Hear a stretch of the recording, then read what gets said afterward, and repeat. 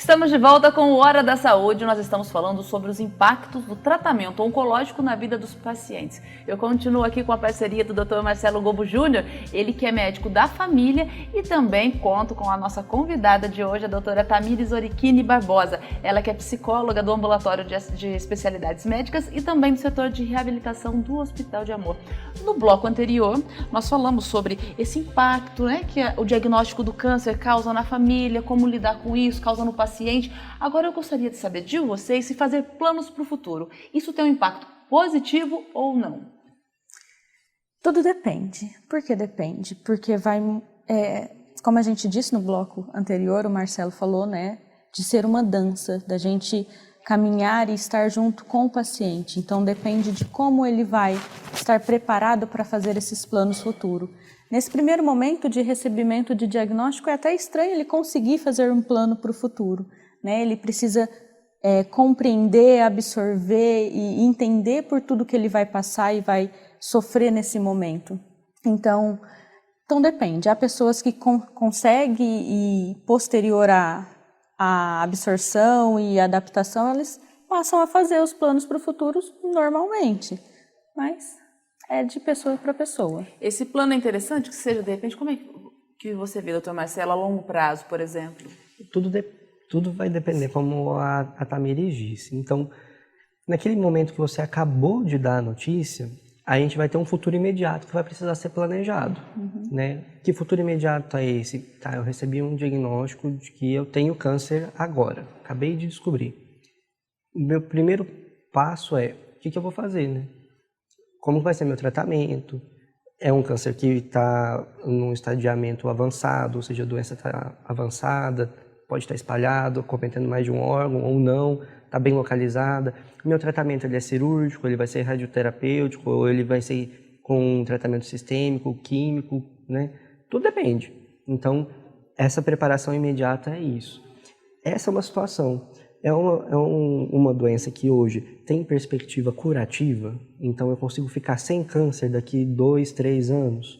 Ou eu estou fazendo o diagnóstico de uma doença que eu vou continuar a minha vida, mas eu não continuo minha vida sem câncer mais. Tudo isso vai variar. Essas variáveis elas vão dizer a minha dinâmica em relação ao meu planejamento do futuro. Então, imagina a seguinte situação, eu descubro hoje que eu estou com uma doença bastante avançada e que as pessoas que têm essa mesma doença que eu, normalmente, elas têm um tempo de vida que vai variar entre 6 meses a 1 ano. Essa é a média, A gente não consegue prever a vida de alguém, mas a gente sabe que, por exemplo, quem tem esse tipo de doença geralmente vive mais ou menos esse tanto quando descobre no mesmo momento que eu. Eu vou estimular essa pessoa a pensar daqui 20 anos, a pensar como vai ser a vida dela daqui 20 anos. Isso pode ser uma situação desconfortável para todo mundo e vai gerar prejuízo para todo mundo. Isso é uma situação. Agora, outra coisa, eu descubro que eu estou com um tumor que é de pele, que vai ter uma perspectiva curativa quando eu faço a remoção e que eu vou continuar minha vida bem, mas eu ouvi a palavra câncer, e eu conheço de pessoas que adoeceram na minha família e que faleceram depois de 3 meses do diagnóstico. Então, essa minha experiência prévia, quando eu escuto, mesmo eu sabendo que eu tenho um tumor que é altamente curativo, a minha experiência com aquilo é negativa. Nesse caso, pensar sobre minha vida daqui 20 anos é outra história. Talvez eu precise disso, inclusive, para poder motivar e para poder compartilhar os passos do tratamento com o meu paciente. Então, vai variar, de acordo com aquilo que a pessoa já tem de experiência prévia e com aquele momento em que ela está fazendo o diagnóstico daquela doença. Posso dizer que a empatia é a palavra-chave desse diálogo? Sim, empatia e respeito, Caminhar junto com o paciente. E a família? Porque quando entra a família, nem sempre o assunto é simples, A família pode ser algo extremamente acolhedor, como pode ser uma instituição extremamente complicada. A família, qual o papel dela nesse apoio, nesse suporte ao paciente oncológico? Sim, eu acho que a gente deve pensar que não apenas a família, mas uma figura de apoio e vínculo afetivo estabelecido, isso colabora para um melhor enfrentamento da doença, por exemplo. Então, A família nesse quesito é igual você disse, né? Depende muito de como que é essa dinâmica familiar, esse contexto familiar, como que eles se relacionam entre si. Como que você vê a família no atendimento diário, doutor Marcelo? Então, como a Tamiris disse, vai depender do que a gente tem da organização familiar. Às vezes, a pessoa que eu sou mais próximo não é um familiar, né? Não é um familiar consanguíneo. Normalmente é isso que vocês observam? Sim. Varia, né? Então, você fazer um diagnóstico em um adolescente, por exemplo, em que as pessoas de referência dele geralmente estão nas figuras familiares e nas pessoas que são os amigos mais próximos da vida escolar, é totalmente diferente você fazer um diagnóstico em alguém que tem 50, 60 anos, que tem uma outra história de vida, uma outra bagagem. Então, as figuras de referência, elas vão variar. Ou você pegar um adulto jovem, que vai estar num outro momento de vida, às vezes as figuras de maior afeto são outras. Então, o primeiro é entender isso. Quem é a pessoa com quem você se sente melhor? Se você descobrir algo ruim e grave hoje, quem você quer que esteja do seu lado? É importante que exista essa pessoa. Sim. E aí, Unânimes e uníssonos, né? a gente precisa que essa pessoa exista e a gente precisa descobrir quem é ela. E às vezes isso não é claro.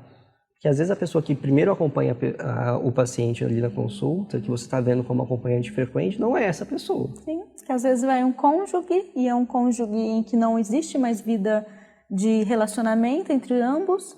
E aí, por exemplo, é alguém que está presente, mas que não é a figura de apoio daquela pessoa. É uma presença física, mas não uma presença afetiva. A gente tem que entender essa dinâmica. Realmente é uma mudança de vida muito grande. Sim. A gente sabe que nos últimos anos houve uma evolução muito grande nos tratamentos oncológicos. Como essa evolução contribui para o bem-estar do paciente e, ao mesmo tempo, afeta a saúde mental ou contribui para a saúde mental do paciente? Bom, com toda certeza mudou muita coisa, né, dos anos para cá, e está sempre muita mudança. O que a gente tem percebido é o quanto que a tecnologia trouxe mais vidas a essa pessoa, uma sobrevida muito maior, e o quanto que hoje em dia a gente começa a pensar na qualidade de vida, no quanto estão sendo vividas esses dias. E pensando nisso, a gente tem um arcabouço muito grande de qualidade de vida, porque qualidade de vida é algo multifatorial, né, muito amplo. Então é a gente pensar nessa pessoa enquanto família, profissão, hobbies, atividade, prazer, relacionamento. Então, espiritualidade, todos os contextos que envolvem essa pessoa. Então, quando a gente fala de tecnologia, a gente precisa pensar também no quanto que essa tecnologia está conseguindo trazer vidas a esses anos dessas pessoas. E a gente também não pode deixar de lembrar a questão da expectativa. Talvez a maior cilada nesse avanço tecnológico é alimentar algumas expectativas que não são reais. E isso é uma questão muito importante da gente poder trabalhar, porque boa parte daquilo que vira sofrimento em relação à doença, tanto para a família quanto para o paciente, é a expectativa. Então, eu esperar algo em relação ao futuro que às vezes não está no controle de nenhum de nós. De nenhum de nós que está ali naquele cenário, seja o profissional que está fazendo assistência, seja o paciente, seja o familiar. E aí eu coloco a minha expectativa, né, o que eu espero do futuro, como algo controlável, e na verdade não é. O que isso quer dizer? Às vezes eu vou pensar que existe um tratamento e que esse tratamento vai ser milagroso em relação à cura, quando eu já sei que é uma doença que não tem perspectiva de cura. Ou seja, eu não fico sem a doença mais. Mas isso não quer dizer que eu não vá ter uma vida e uma vida boa. E nem sempre curta. Pelo contrário, às vezes eu posso viver muito tempo e ter uma infelicidade de falecer por outra coisa que nem a doença que eu acabei de fazer o diagnóstico, né? Mas eu coloco a minha expectativa no futuro em cima de algo irreal. Então vai existir um tratamento milagroso que vai me tirar daquilo. E eu posso pensar nisso de diversas maneiras. Isso é extremamente danoso. E existe um impacto direto entre os fatores psicológicos, o bem-estar, a tranquilidade com o resultado da doença? Sim, né? Sim, porque nós somos seres que envolvem o todo, né? Então não dá para a gente pensar apenas como ser físico, ser que tem a doença. Não, essa pessoa ela tem a doença, mas antes disso é uma pessoa, é um ser humano, é subjetivo, tem suas necessidades, suas dores. Então a gente precisa olhar o todo. Se a gente pegar de histórico de base que esse paciente, essa pessoa teve uma depressão e recentemente teve uma notícia de câncer. Então, o quanto que isso vai afetar de formas diferentes de uma pessoa que não teve uma depressão anterior a isso. Então, sim, está todo contextualizado. A gente não deve perder nunca isso que a Tamires disse. Aquilo, a gente está diante de alguém que tem uma história, né, que tem sonhos, que pensou num roteiro de vida e que isso vai se modificar ali. A gente não está diante de um coração adoecido, de um pulmão adoecido. Aquilo que a gente chama de doença é muito maior do que só uma disfunção de um órgão ou de um sistema do nosso corpo que não está funcionando bem. Então, às vezes, o que vai ser doença pode ser só a notícia. Aquilo vai ser suficiente para ser a doença, no caso. Isso que o senhor disse. Qual a importância do cuidado para além das necessidades médicas desse paciente e também da família para o tratamento da doença? E isso é de responsabilidade também da equipe médica, dos profissionais envolvidos? Com certeza. A gente cuida de pessoas e o que está diante da gente enquanto a nossa responsabilidade é a pessoa. E eu posso ter competências na minha formação que vão ajudar no cuidado dessa pessoa. Então, por exemplo, Tamires e eu dividimos muitos pacientes e a gente tem competências diferentes para o mesmo cuidado. A gente não consegue cuidar dessa pessoa se a gente não estiver alinhado dessa maneira. Se a gente for pensar que eu estou cuidando de um pedaço da pessoa e a Tamires está cuidando de outro pedaço, a gente não cuida de ninguém, né? E aí não funciona.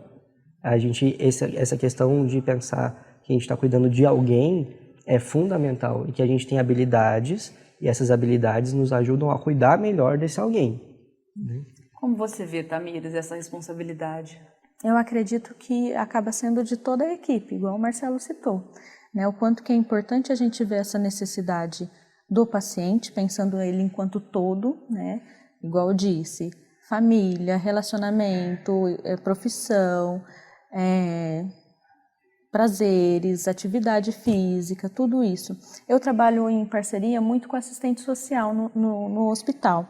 Então, ela é uma figura que colabora muito, né, e exerce um cuidado gigantesco, né, que nem questão financeira. Esses pacientes que vêm de fora e ela consegue orientar e dar uma luz, né, uma direção para que esse paciente consiga ter um apoio financeiro, isso vai gerar um cuidado, isso vai gerar algo necessário naquele momento.